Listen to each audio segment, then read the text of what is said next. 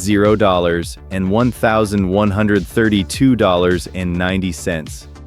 Same veteran, same jaw, same year. What moved it was a measurement in millimeters that nobody had ever written down. There's a second code people reach for when the grinding wrecks their teeth, and it will never pay them. Carry that with you. Think of it like a lock and a key that were made in different factories. Bruxism is the lock. The schedule only stocks keys for conditions it has actually listed, and bruxism isn't one of them.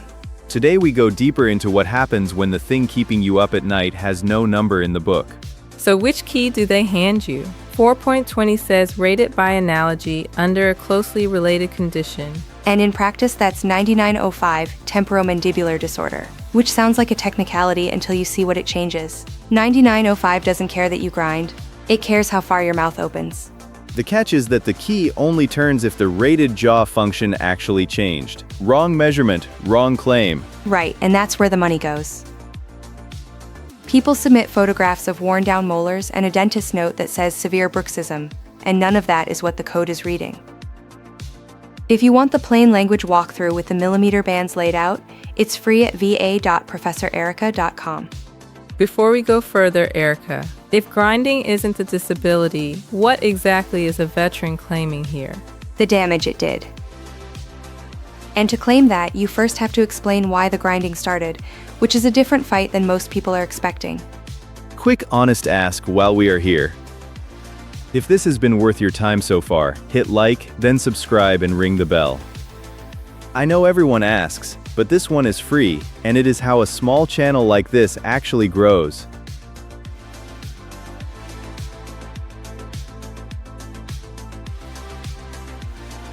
The fight is why, not how bad. Professor Boulou is at the desk to break a tie we couldn't settle. Victor, the link. Hold on, the question isn't whether the jaw is damaged, it's whether service caused it. 3.310, a disability proximately due to or the result of a service-connected disease or injury shall be service-connected. Bruxism almost never stands alone. It rides on something already rated. This route is not for you if the grinding has no link to a service-connected condition. I'll hedge the pattern because I only have it secondhand, a veteran already rated for PTSD, sleeping badly for years, and a dentist who has written the word bruxism in a chart a dozen times without ever connecting it to anything. Cynthia, that's the whole case sitting in two filing cabinets that never talk to each other. And the dentist isn't being careless. It isn't their job to write a nexus. It's just that nobody tells the veteran it has to come from somewhere. So the ceiling here is what, 40%? 50. $1,132.90 a month. 50, noted, Erica. But hold the ceiling for a second, because chasing it is exactly how people lose this. The top band needs a mouth that barely opens and a verified diet restriction. Most bruxism claims are not that, and pretending otherwise is how a good claim gets denied instead of granted at 20. 9 times out of 10, the winning document is one paragraph from the mental health side saying the grinding is consistent with the service-connected condition, not the dental photographs.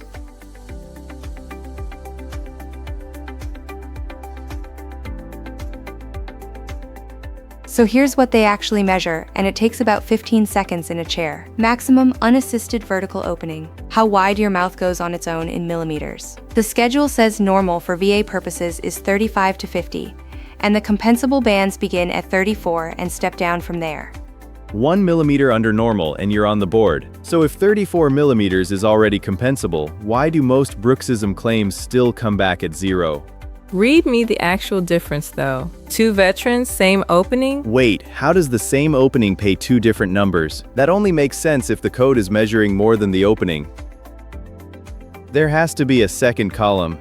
The diet column. At 0 to 10 millimeters, the schedule pays 40% without dietary restrictions, and 50% with restrictions to all mechanically altered foods. Same jaw, same measurement, and the difference is whether somebody wrote down what you can still eat. $337 a month for a sentence about food. One more rail so nobody double counts. The schedule says ratings for limited interincisal movement shall not be combined with ratings for limited lateral excursion. You get one or the other, not both stacked. Where this is going is simple. Get measured and get the diet written down. Before we get to the tooth code, watch why those two lines, not the photographs, decide the rating.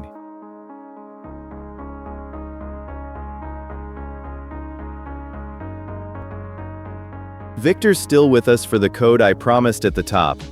9913. Loss of teeth due to loss of substance of body of maxilla or mandible. Veterans find it, and it looks perfect. The ratings run up to 40% for loss of all teeth. 40%, $795.84. Read the note under it though. These ratings apply only to bone loss through trauma or disease such as osteomyelitis, and not to the loss of the alveolar process as a result of periodontal disease. Leo, so the bone has to be gone, not the teeth. Which I'd have argued is a distinction without a difference, and I want to take that back because it isn't. Grinding wears the crowns down. It doesn't dissolve the mandible. Those are two different injuries, and the schedule only pays for one. And it is the single most common wasted filing I see on this condition. The evidence is real, the suffering is real, and the code is simply about something else. Both things are true here. Your teeth genuinely were damaged by a service-connected condition, and 9913 is still not the door. Victor, thank you. The note under the code being the whole answer is the thing I'll remember off this desk. Then ask them what the dentist should write instead. That's the useful question.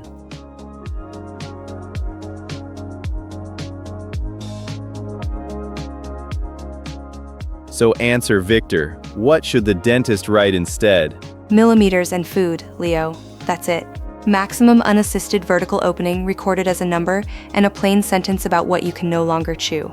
Those two lines are what the code reads. And be specific about which foods, because vague helps nobody. A note saying he avoids hard foods is weaker than a note saying he stopped eating apples whole, switched to ground beef, and cuts everything into pieces. The second one describes a mechanically altered diet without the examiner having to interpret anything.